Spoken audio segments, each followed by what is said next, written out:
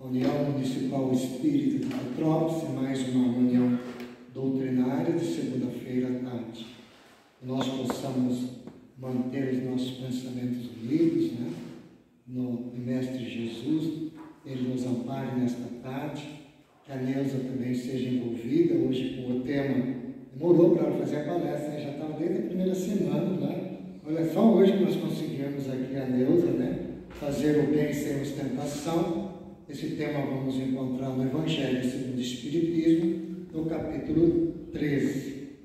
E para a preparação do nosso ambiente, vamos fazer uma página, na realidade a primeira, né, do livro Sinal Verde, pelo Espírito André Luiz, psicografia de Francisco Cândido Xavier. Ao levantar-se, agradeça a Deus a bênção da vida pela manhã. Se você não tem o hábito de orar, formule pensamentos de serenidade e otimismo por alguns momentos antes de retomar as próprias atividades. Levanta-te com calma. Se deve acordar alguém, use bondade e gentileza, reconhecendo que gritaria ou brincadeiras de mau gosto não auxiliam em tempo algum. Guarde para com tudo e para com todos a disposição de cooperar para o bem. Antes de sair para a execução de suas tarefas, lembre-se de que é preciso abençoar a vida para que a vida nos abençoe. E assim vamos abençoando a vida nesse momento, pedindo a Deus, elevando o nosso pensamento ao Pai, de bondade infinita, Criador de todas as coisas, da vida, do universo, no qual nós estamos envolvidos neste água energético, nesse fluido energético da divindade, e agradecer. Agradecer ao nosso Mestre Jesus, o nosso irmão maior, por estarmos aqui neste maravilhoso planeta Terra, nesta escola abençoada, renovando-nos o nosso espírito para o grande crescimento espiritual. E rogar aos bons espíritos que aqui estão, abençoe-nos, Senhor, nesse momento. E que nós possamos assim nos envolver estas vibrações salutares para o nosso auxílio e para o auxílio de todos aqueles que estão em sintonia conosco. E as bênçãos do Pai Celestial derrame sobre nós a sua dádiva, para que nesta tarde possamos assim, ao ouvir estas palavras, que possam assim nos refletir no bem para o nosso crescimento espiritual. Que a paz do Mestre Jesus, a paz do Espírito, esteja com todos. Muita paz. Bom, com vocês, adeus.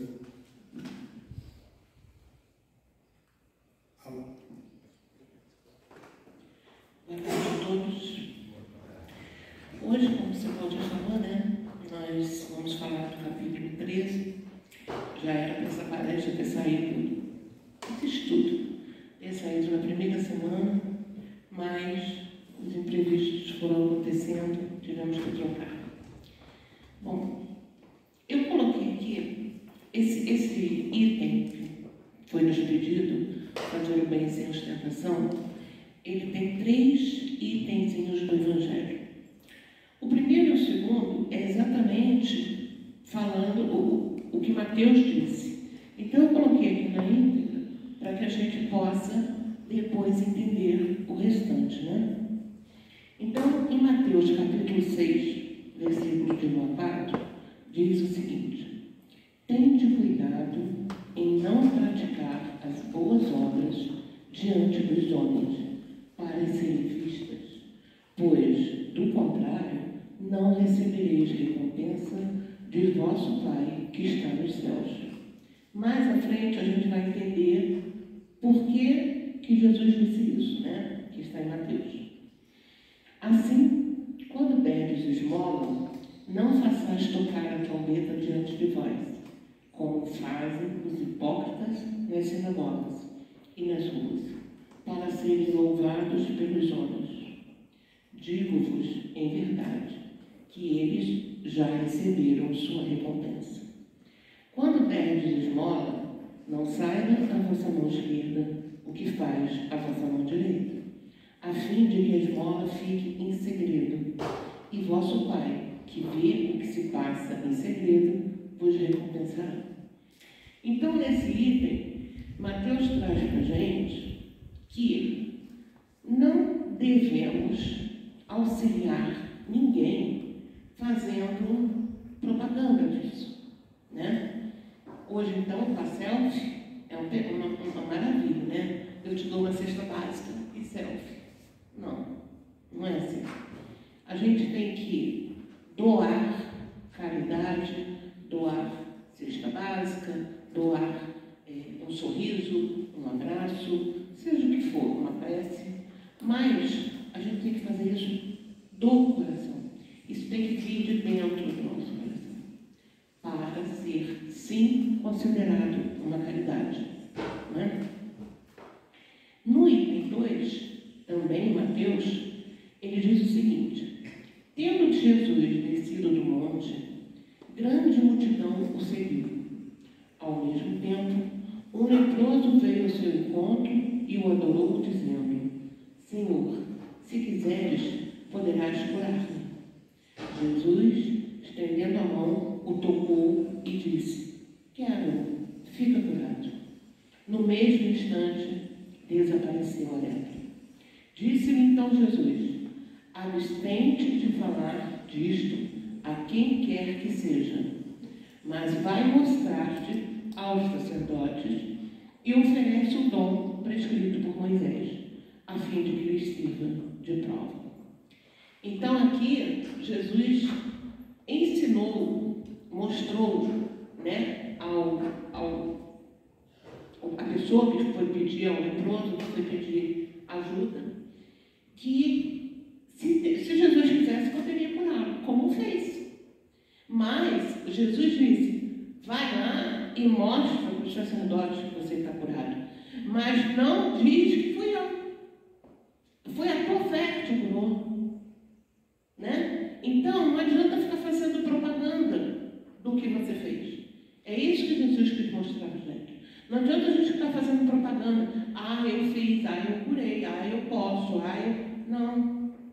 Quantas vezes nós podemos, Jesus disse: vós sois deuses, podeis muito mais, fazer tudo que eu faço, muito mais.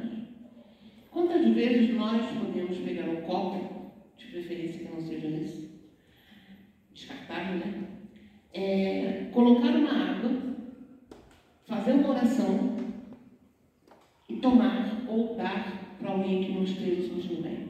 Essa pessoa vai melhorar. Ou a gente vai. Por quê? Porque nós temos esse dom. Nós podemos, através da nossa oração, através da nossa prece, através do nosso ectoplasma, nós podemos colocar uma medicação numa água. Nós somos deuses. Nós temos que saber usar. Né? Bom, de agora para frente é o item 3, falado por Kardec, né? Por Santo Agostinho. Então, aqui agora a gente começa a parte do nosso Evangelho. Fazer o bem sem ostentação, ocultar a mão que dá. Esse é o grande mérito. O grande mérito é não fazer propaganda. Demonstra superioridade moral, visto que, para encarar as coisas do mais alto do que faz a plebe, é necessário abstrair da vida presente e identificar-se com a vida futura. Ou seja, colocar-se acima da humanidade para renunciar à satisfação que advém do testemunho dos homens e esperar a aprovação de Deus. Nesse item, nós podemos observar o seguinte: eu estou fazendo uma caridade. Eu vou colocar um exemplo de uma cesta básica. Eu estou doando uma cesta básica. Me interessa mais que as pessoas da vida presente estejam vendo o que eu estou doando, ou me interessa mais me identificar com a vida futura e saber que O testemunho que eu tenho que dar é para Deus. Ele está vendo o que eu estou fazendo. Se é de coração, ele vai saber. E eu vou ter a aprovação dele. Porque quando a gente faz as coisas de coração, quando a gente faz as coisas com boa vontade, Deus sempre aprova. Isso faz parte das leis dele.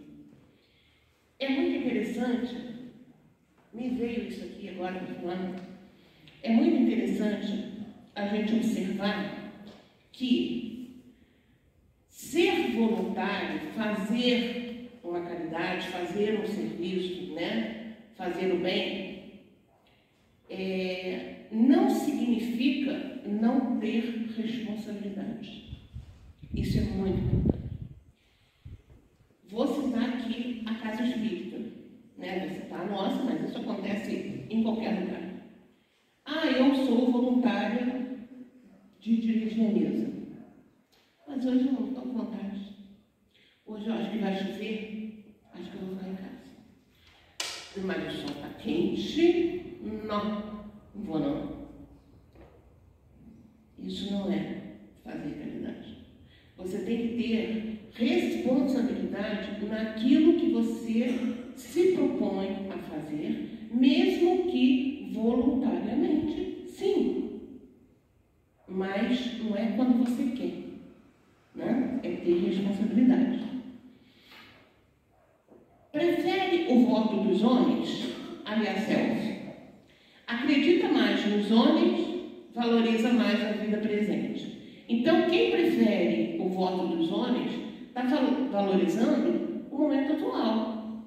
Vamos fazer selfie fazendo doação, né? Aquele que prefere ao de Deus, o sufrágio dos homens, prova que mais fé deposita nestes do que na divindade e que mais valor dá à vida presente do que à futura. Então, o que essa pessoa está fazendo? Ela está dando mais importância ao que as pessoas em volta vão falar do que o seu íntimo com Deus, que Ele sabe de todas as coisas. A gente pode enganar a qualquer um. A gente pode falar que fez ou que não fez qualquer coisa para qualquer um, menos para Deus. Na questão 630 do Livro dos Espíritos, Kardec pergunta o seguinte: como se pode distinguir o bem do mal? O bem é tudo que é conforme a lei de Deus. O mal, tudo que lhe é contrário. Assim, fazer o bem é proceder de acordo com a lei de Deus. Fazer o mal é infringi-lo. Quando nós falamos de bem e mal, nós podemos dizer que, dois pontos, o mal não existe. Por quê? Porque o mal é a ausência do bem. O mal é a ignorância, o fato de ignorar, de fazer o bem. Então aqui está bem claro isso, quando os espíritos respondem para Kardec, que o mal, tudo o que lhe é contrário da lei de Deus. Assim, fazer o bem é proceder de acordo com a lei de Deus. Quem é que faz o mal? Quem é ignorante, no sentido de ignorar a lei de Deus. E aí você faz algo que não está certo. Quando você passa a saber, a entender, a aceitar as leis de Deus, você pode fazer o bem. Então, o mal, ele existe até a hora em que você aprende, compreende, para você poder agir da forma certa. Na questão 631, Kardec pergunta: tem meios o homem de distinguir por si mesmo o que é bem do que é mal? Sim, quando crê em Deus e o quer saber. Deus lhe deu a inteligência para distinguir um do outro. Então, nós podemos fazer o bem? Sim. Nós podemos não fazer o que não é certo? está escrito a lei de Deus? Na nossa consciência. Questão 621 do Livro dos Espíritos. Na nossa consciência. Então, se a lei de Deus está dentro da minha consciência, se eu sei que eu errei, eu sei que eu pisei na bola, eu sei que eu não agi corretamente, eu infringi a lei de Deus. Então, entre eu e ele, eu posso contar para todo mundo: não, eu não fiz isso não, gente. De jeito nenhum. Vocês me conhecem, sabem o que eu vou fazer. Só que não. Porque muitos dão esperança de quem receber gritar por toda parte o benefício recebido. Fazer autopromoção diante dos outros. Receber benefícios em função de doações realizadas. Quantas pessoas fazem isso? Muitas. Principalmente esse terceiro item. Receber benefícios em função de doações realizadas. Eu vou fazer uma doação X porque eu vou receber o benefício Y. Né? Quantos os que de público dão grandes somas e que, entretanto, as ocultas não dariam uma só moeda? Foi por isso que Jesus declarou: os que o fazem bem ostentosamente já receberam sua recompensa. Ou seja, agora a gente está entrando, essa frasezinha estava lá em Mateus. A gente está, quando Jesus diz que quem faz o bem ostentando alguma coisa, já recebeu. Seja o que for, você já colheu o que você plantou. Agora, não reclame do seu futuro. Futuro é o minuto seguinte. Não reclame da sua colheita. A plantação é livre, a colheita é obrigatória.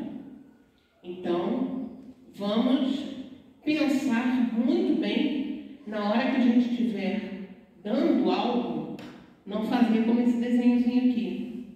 Eu estou dando uma esmola, essa foto vai para o Facebook. Não é isso. Aquele que procura a sua própria glorificação na terra, pelo bem que pratica, já se pagou a si mesmo. Ou seja, se eu estou procurando glórias, né, na terra pelo bem que eu fiz, eu já recebi no pagamento. Porque todo mundo em volta está me elogiando: olha que maravilha, que bom, olha como é que ela é, não sei o quê. Pronto, eu já recebi meu pagamento. Deus nada mais lhe deve. Só lhe resta receber a punição do seu orgulho. Não saber a mão esquerda o que dá a mão direita é uma imagem que caracteriza admiravelmente a beneficência modesta. Então, quando Jesus diz isso, não saber a mão esquerda o que dá a mão direita, o que nós estamos falando aqui? De benevolência, de caridade, caridade verdadeira, não essa com ostentação, não pensando os frutos que eu vou colher aqui na terra, não essa. Agora, o que Deus deve a quem está fazendo isso com ostentação? Punição do seu orgulho. Aí é o que eu comentei: colheita. Você não vai poder reclamar depois da sua colheita. Qual foi a plantação que você fez? Você não vai poder plantar abacaxi e colher não. Algo vai dar ruim. Né? No livro Caminho, Verdade e Vida, na lição 35, Chico Xavier Emmanuel, eu peguei 2 pedacinhos que eu achei que caberiam aqui nessa lição. O bem semeia a vida, o mal semeia a morte. O primeiro é o movimento evolutivo na escala ascensional para a divindade. O segundo é a estagnação.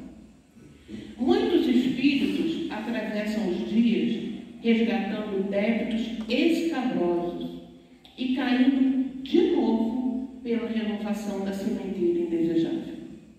Somente o bem pode conferir o galardão da liberdade suprema, representando a chave única suscetível de abrir as portas sagradas do infinito à alma ansiosa. Então, Emmanuel nos diz aqui o seguinte: quando a gente semeia o bem, a gente está semeando coisas boas, a gente está semeando vida, a gente está semeando luz. Quando a gente semeia o mal, que eu prefiro dizer, quando a gente não semeia coisas boas, diz ele aqui, a gente semeia a morte. Por quê? Porque quando você não faz coisas boas, você não vai colher luz, você não vai colher vida, você não vai colher paz, nada disso. Então, Emmanuel diz bem aqui, o mal semeia a morte. A falta do bem traz isso, traz falta de luz. O bem é um movimento evolutivo na escala. É essa escala que nós temos que ir. Nós estamos aqui para isso. Cada um no seu tempo, cada um no seu passo, cada um no seu livre-arbítrio. Né? Viemos todos simples e ignorantes. E agora estamos cada um no seu caminho. Mas todos estamos caminhando. Agora, quando nós não fazemos o bem, é uma encarnação parada. Olha lá, o segundo é a estagnação. Ou seja, se você não fizer o bem, você está perdendo tempo aqui. Sinto te informar. Tem muitos espíritos precisando da tua vaga para reencarnar. E você está aqui dando mole. Né? Então, essa estagnação é muito ruim para o espírito. Porque quando a gente chega do lado de lá, vamos lembrar um pouquinho do nosso lar. Porque quando a gente imagina assim, o filme, né, fica mais fácil. Vamos imaginar o nosso lar. Vamos imaginar André Luiz visualizando tudo o que ele deixou de fazer e que ele poderia ter feito. Dá uma dor, né? Puxa. E, segundo Chico Xavier, nós temos um local no plano espiritual para os espíritas falidos. Não é? Ou seja, estamos lá.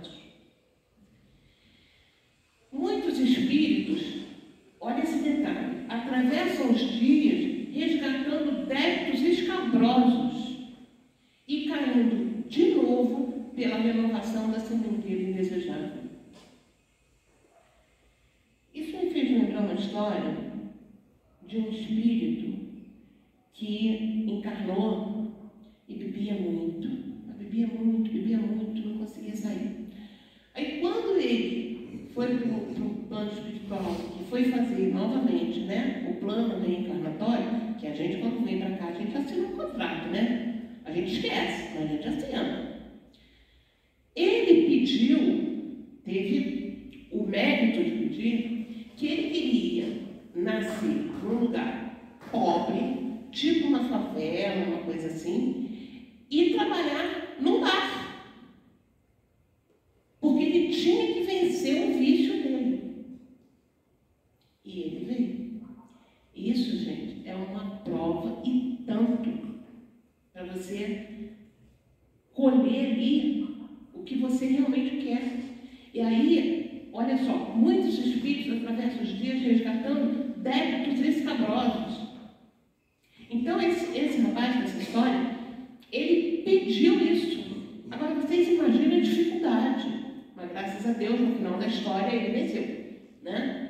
Mas, vocês imaginem a dificuldade de um espírito que já tem essa inclinação, estar num meio que induz a isso, né? É como aquela outra história do rapaz que a mãe foi conversar com o Chico e disse para ele: Chico, não é possível, que Deus é esse?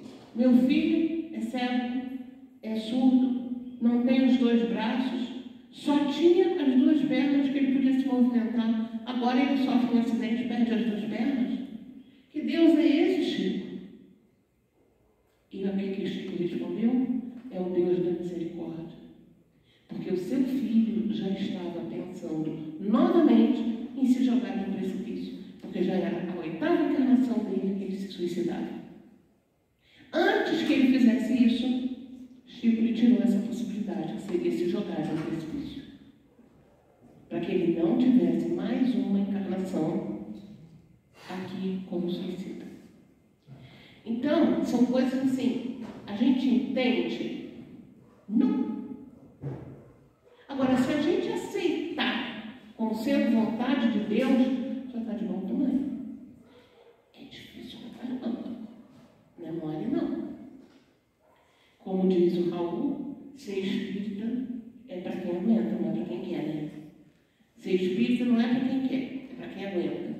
Raul fala isso. E é mesmo, gente. Porque quando nós estamos espíritas, nós começamos a estudar um monte de coisa que está ali na codificação, um monte de coisas que Chico Xavier trouxe, um monte de histórias como essa, por exemplo, e aí a gente passa a entender. Agora, daí a aceitar a uma longa distância. E aí vem a frase do Raul. Ser espírita não é para quem quer, é para quem aguenta. Porque para aceitar isso, você tem que aguentar. Né? Bom, vamos para o item seguinte. Modéstia real e falsa modéstia. A modéstia real, ela dá-se sem interesse em divulgar. É a elevação moral. É o que nós acabamos de ver, a ascensão. A falsa modéstia oculta o que dá, mas tem cuidado de aparecer um pedacinho para que outros possam ver. Ou seja, não estou assim fazendo uma selfie, mas se alguém fotografar, né, eu não tenho culpa. Né? Foi aquilo bem assim, aconteceu. Tirar uma foto sem eu perceber. Né? Algo do tipo. Então, essa é a falsa modéstia. A falsa modéstia também, ela faz o benefício, mas impõe ao que recebe testemunhos de reconhecimento. Olha, eu vou te dar, mas você depois tem que reconhecer isso. Tá? Uma mão lava a outra. Exalta o sacrifício realizado pela ajuda. Nossa, você não sabe o sacrifício que eu estou te fazendo para comprar essa cesta básica para você. Mas eu vou fazer. Faz o beneficiado sentir o peso de sua posição e a de quem doa. Gente, é muito ruim você estar na posição de precisar. É muito melhor você estar na posição de poder doar. Para esse, a falsa modéstia, nem mesmo a recompensa terrestre existe, porquanto ele se vê privado da grata satisfação de ouvir bem dizer-lhe do nome. E é esse o primeiro castigo do seu orgulho. Então, esse que tem falsa modéstia não tem nem o reconhecimento das pessoas que estão em volta. Porque aquele que estava dando, pensando só no mundo terrestre, ele tem um reconhecimento. Pô, legal, né? Aquilo que você fez, valeu, bonito um gesto. Mas esse não. Esse ele está meio que recolhido e ele não tem nem esses elogios, vamos assim dizer, dos amigos em volta. As lágrimas que secam por vaidade, em vez de subirem ao céu, recairão sobre o coração do aflito e o ulcerarão.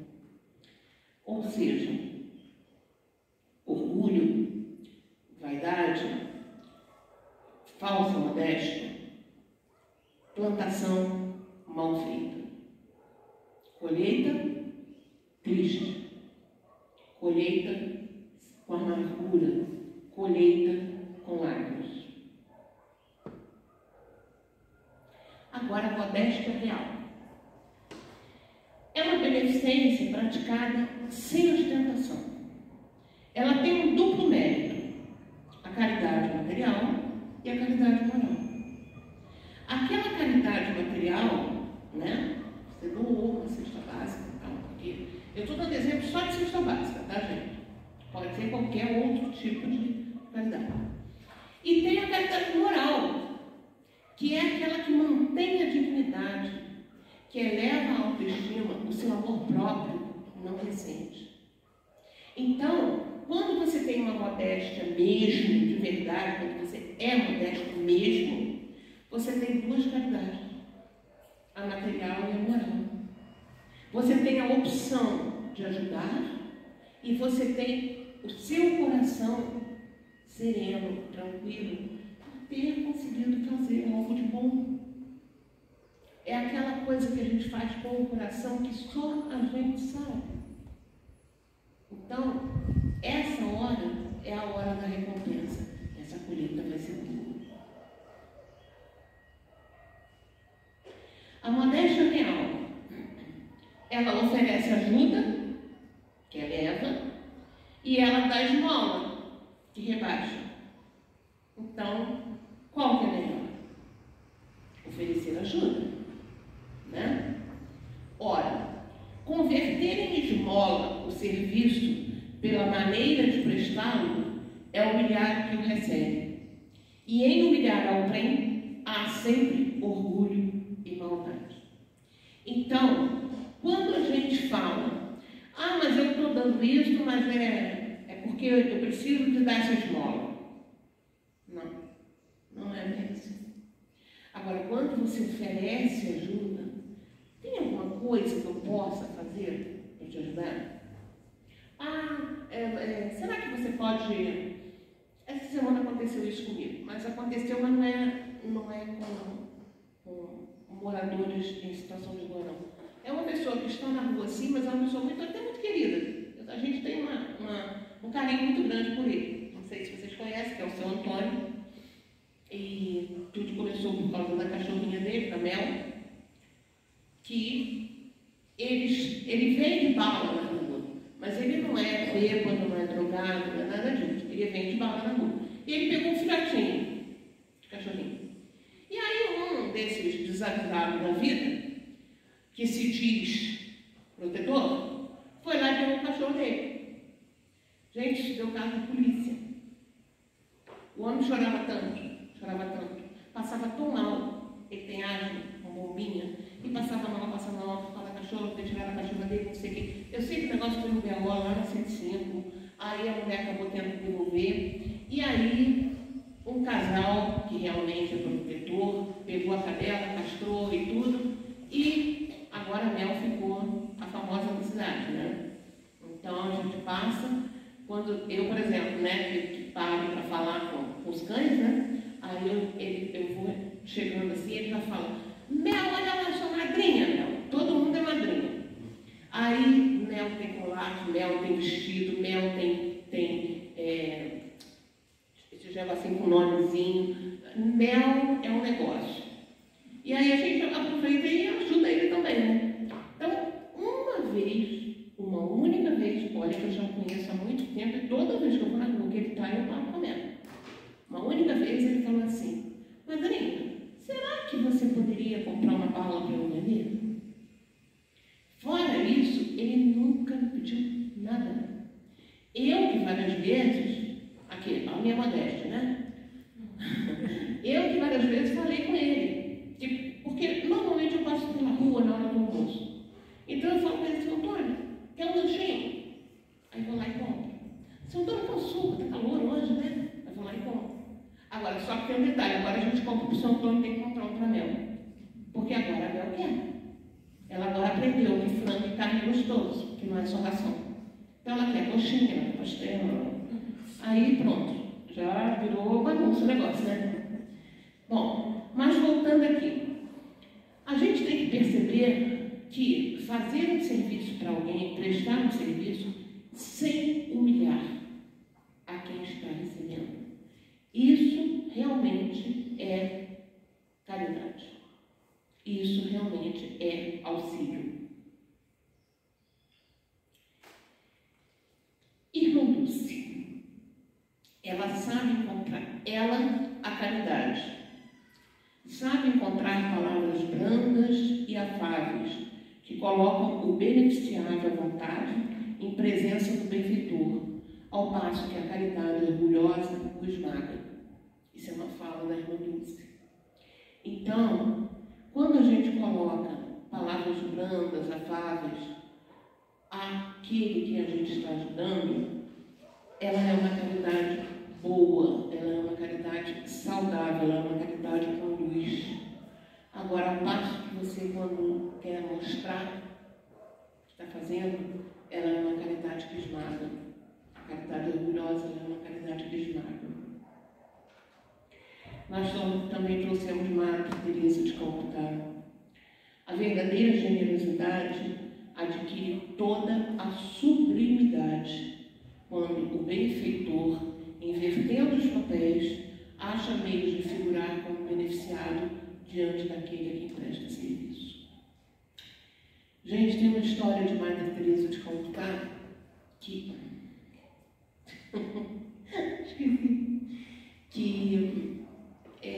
eu amo contar essa história falando sobre caridade.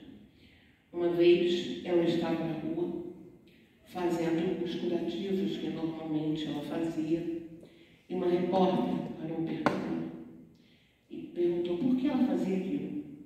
Aí ela, eu faço, o que eu faço? Aí a repórter falou assim, olha, eu não faria isso nem por $1 milhão. Aí ela olhou e falou,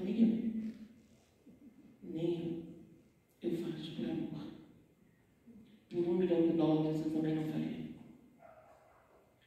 Então, você percebe a luz desse espírito. Ela estava ali fazendo um curativo na rua. Aqueles curativos bem pesados que a gente bem conhece. E aí, uma pessoa fala sobre isso com ela, $1 milhão. E ela diz, não, eu por esse dinheiro também não faria não. Porque, o que ela quis dizer ali? Se não fosse o amor que ela tem, nem por esse dinheiro ela faria. Então, olha que luz esse espírito, né? Tem outra frase dela que eu gosto muito também, que é essa. O importante não é o que se dá, mas o amor com que se dá. Que foi o que ela respondeu para essa repórter, né? Não é como que a gente faz, mas não é o que a gente faz, mas é como a gente faz. E ela fazia com tanto amor, com tanto carinho, com tanta devoção, que $1 milhão não ia fazer diferença para ela. Essa também eu gosto muito. É uma filosofia de vida. As mãos que fazem valem mais do que os lábios que rezam.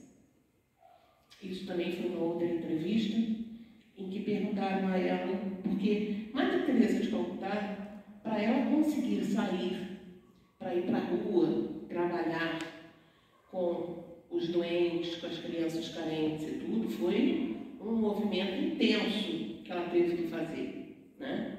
Porque ela não conseguia sair, não era assim, eu vou sair, vou ali e volto mais tarde, não é assim. E ela fez esse movimento intenso porque ela sentia que não bastava ela ficar ali enclausurada, orando. A oração é importante, sem dúvida nenhuma, mas não é só isso. Aquilo incomodava Madre Teresa de Calcutá. E ela sentia a necessidade de estar do lado de fora, fazendo algo mais do que orar. E aí foi quando ela conseguiu a permissão e foi fazer todo o trabalho da rua que ela fazia, com crianças carentes, com doentes e tudo mais, né? E aí ela colocou essa frase, as mãos que fazem valem mais do que os lábios que rezam. E realmente é sem dúvida, né? Eis o que significam estas palavras. Não saiba a mão esquerda o que dá à direita. Então aqui aqui é aquela primeira imagem que a gente comentou sobre o leproso, né? Que disse a Jesus: se quiseres, tu me cura. Podes me curar. Ele disse: eu quero. E curou. Jesus emana tanta luz, tanto amor, tanta pureza, que, como o outro caso também, né, de cura, vamos assim dizer, do cego, que tem até uma música que fala sobre isso, né, a saliva no chão, né, que faz uma lamazinha e bota no olho do cego, o cego ficou contagiado. Mas tem uma história dessa que tem uma música, que a saliva de Jesus no chão fez uma laminha e ele colocou no olho do cego, o cego voltou a enxergar. Então, Jesus é essência, Jesus é luz, Jesus é poder, Jesus é misericórdia. Bom, agora eu vou colocar uma música aqui.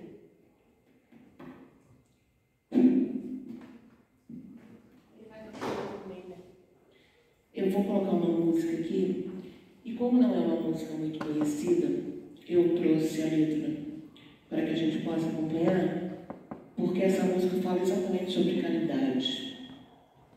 E eu, pessoalmente, gosto muito das músicas do Carlinhos Conceição.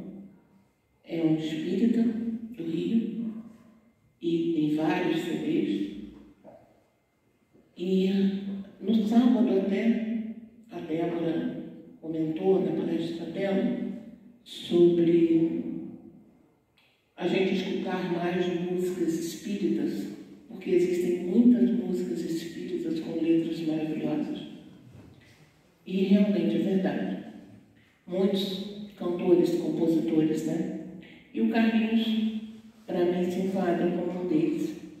Então, eu vou colocar essa música e vou colocar a letra para que vocês possam acompanhar. Por esse agora, né? Essa é a nossa máxima, né? Fora da caridade não há salvação. E agora nós vamos ouvir aqui. Espera aí. Vamos colocar aqui, começando um pouquinho.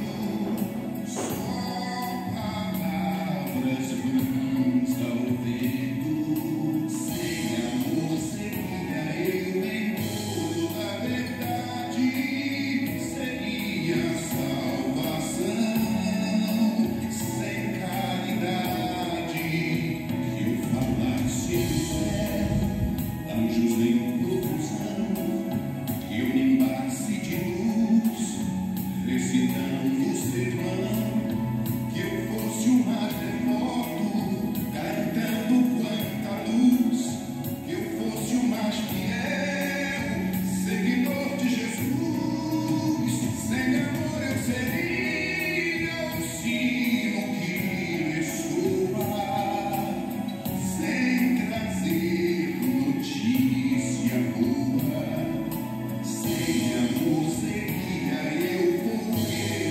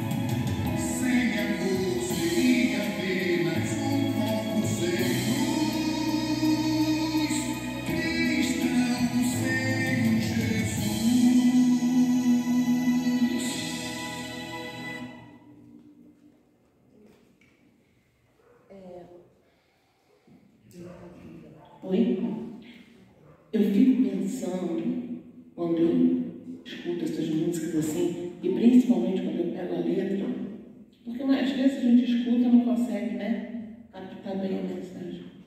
Mas aí quando eu pego a letra, eu fico pensando, que inspiração boa.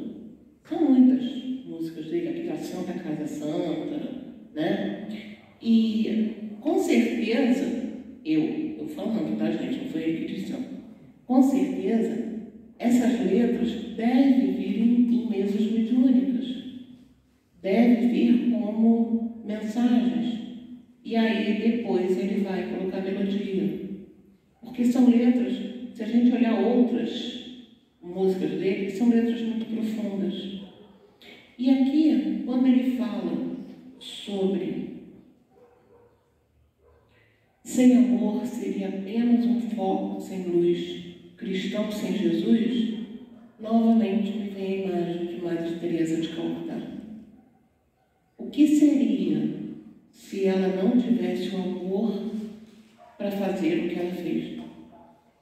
Como seria se ela não tivesse esse amor tão imenso dentro do seu coração?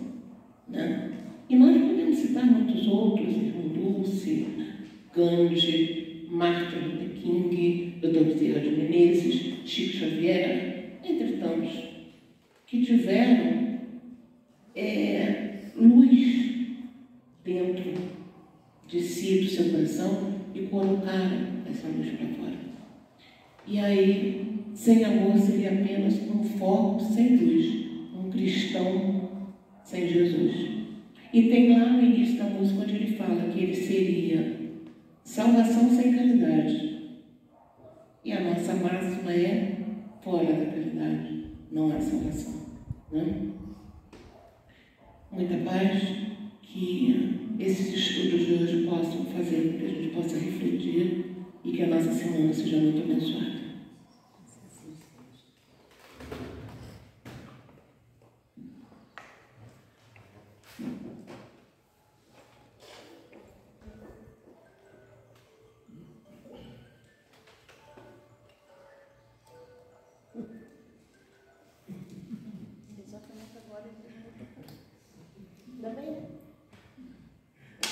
Bom, agradecemos a Deus, né, por essas palavras estas que o Mestre Jesus nos trouxe 2000 anos atrás, né, a questão realmente da caridade.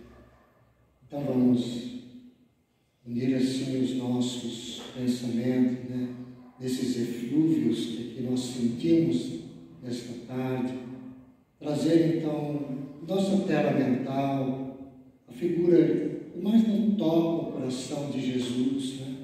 Para que isso possa unir os nossos pensamentos, as nossas forças mentais e realizar e deixar e contribuir com a espiritualidade estas energias em nome do Pai, para que eles possam levar a todos aqueles que aqui deixaram seus nomes de amigos, parentes, muitos com dificuldades físicas, mentais, alguns desencarnados, e possam todos receber essas nossas energias salutares, conforme a vontade do Pai. Envolva, Senhor, a todas as famílias, envolva as nossas famílias, os seus membros, envolva aqueles que vêm ao nosso pensamento de suas necessidades, que essas nossas forças fluídicas chegam até eles e sejam feitos de paz, de amor, que nova luz surja em suas trajetórias para que consigam vencer essa trajetória da vida, e a vida de Deus, e a vida de renovação dessa grande escola. E estas energias rogamos ao Pai, que cheguem aos hospitais, às escolas, em todos aqueles cantos onde necessitam de amparo e de paz, que sejam os nossos amigos e os nossos inimigos, e elas possam chegar a todos aqueles que peçam paz, que possam assim trazer uma luz de esperança, de renovação. Que as nossas águas possam ser fluidificadas em benefício de todos, em benefício particular de quem trouxe. Que esta água que traga o nosso benefício do corpo, mas que nós possamos também manter a nossa mente ligada ao Pai Celestial.